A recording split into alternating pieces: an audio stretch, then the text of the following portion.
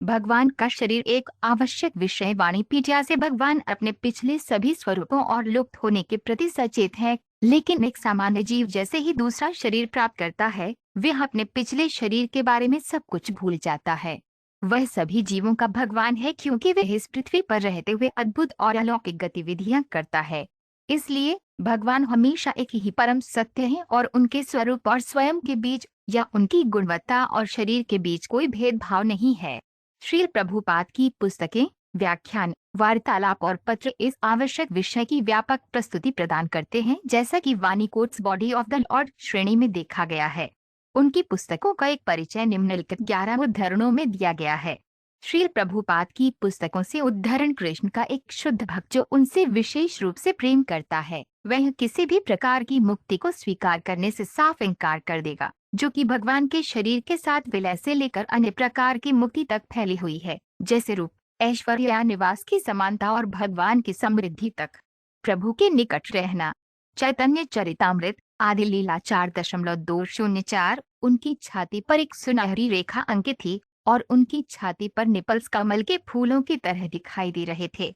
उनकी आंखें कमल की पंखुड़ियों की तरह फैली हुई दिखाई दी और उनके मुस्कुराते चेहरे पर शाश्वत शांति और समृद्धि का प्रतीक दिखाई दे रहा था।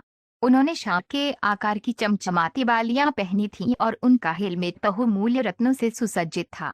भगवान की मोतियों की माला और उनके शरीर पर अच्छी तरह से स्थित चूड़ियां और कंगन सभी दिव्य सुंदरता से चमक रहे थे। उनकी छाती पर लटकी हुई कौस्तुभ मणि बड़ी चमक से चमक रही थी और भगवान ने एक सुंदर फूलों की माला पहनी हुई थी। कृष्ण ग्रंथ अध्याय 73। भगवान कृष्ण के रंग का वर्णन यहाँ नीलोत्पल दला के रूप में किया गया है, जिसका अर्थ है कि ये कमल के फूल के समान है जिसकी पंखुड़ियां नीले और सफेद रंग में रंगी हुई हैं। लोग हमेशा पूछते हैं कि कृष्ण नीले क्यों हैं। भगवान के रंग की कल्पना किसी कलाकार ने नहीं की है। इसका वर्णन प्रामाणिक ग्रंथ में मिलता है। ब्रह्म संहिता में भी कृष्ण के शरीर के रंग की तुलना नीले बादल से की गई है। प्रभु का रंग काव्यात्मक कल्पना नहीं है। श्रीमद्भागवत 3.28-13। आदर्श योगी अपना ध्यान कृष्ण पर केंद्रित करते हैं, जिन्हें श्याम सुंदर कहा जाता है, जो बादल के समान सुंदर रंग वाले हैं, जिनका कमल जैसा चेहरा सूर्य के समान दीप्तिमान है, जिनकी पोशाक रत्नों से जगमगाती है और जिनका शरीर फूलों की माला से सजा हुआ है। सभी पक्षों को प्रकाशित करने वाली उनकी भव्य चमक है, जिसे ब्रह्म ज्योतिर कहा जाता है। वह राम, नृसिंह, वराह और कृष्ण भगवान के सर्वोच्च व्यक्तित्व जैसे विभिन्न रूपों में अवतार लेते हैं। भगवद गीता 6.47। भगवान का शरीर काला है लेकिन शाश्वत है, आनंद और ज्ञान से भरा है और बहुत बहुत सुंदर है। उसकी आंखें सदैव शांत रहती हैं और वे सुबह के उगते सूरज की तरह लाल हैं। मैं उनके 4 हाथों, अलग अलग प्रतीकात्मक चित्रणों और पीले रेशमी वस्त्रों से तुरंत उन्हें भगवान के सर्वोच्च व्यक्तित्व के रूप में पहचान सका। श्रीमद्भागवत 3.47। स्वाभाविक रूप से जब ध्रुव महाराज ने व्यक्तिगत रूप से भगवान के परम व्यक्तित्व को आमने सामने देखा, तो वे विस्मय और सम्मान से बहुत उत्तेजित हो गए और ऐसा प्रतीत हुआ मानो वे अपनी आंखों से भगवान के पूरे शरीर को पी रहे हों। भगवान के परम व्यक्तित्व के लिए भक्त का प्रेम इतना तीव्र है कि वह लगातार भगवान के चरण कमलों को चूमना चाहता है और वह भगवान के पैर की उंगलियों को छूना चाहता है और लगातार उनके चरण कमलों को गले लगाना चाहता है। श्रीमद्भागवत 4.93। दरअसल मेरे शरीर का रंग गोरा नहीं है। ऐसा केवल इसलिए प्रतीत होता है क्योंकि इसने श्रीमती राधा रानी के शरीर को स्पर्श किया है। हालांकि वो नंद महाराज के पुत्र के अलावा किसी को नहीं छूती है। चैतन्य चरितामृत मध्य लीला 8.287। परमेश्वर का साकार शरीर है, लेकिन वह शरीर भौतिक तत्वों से बना नहीं है। ये आध्यात्मिक आनंद, अनंत काल और जीवंत शक्ति से बना है।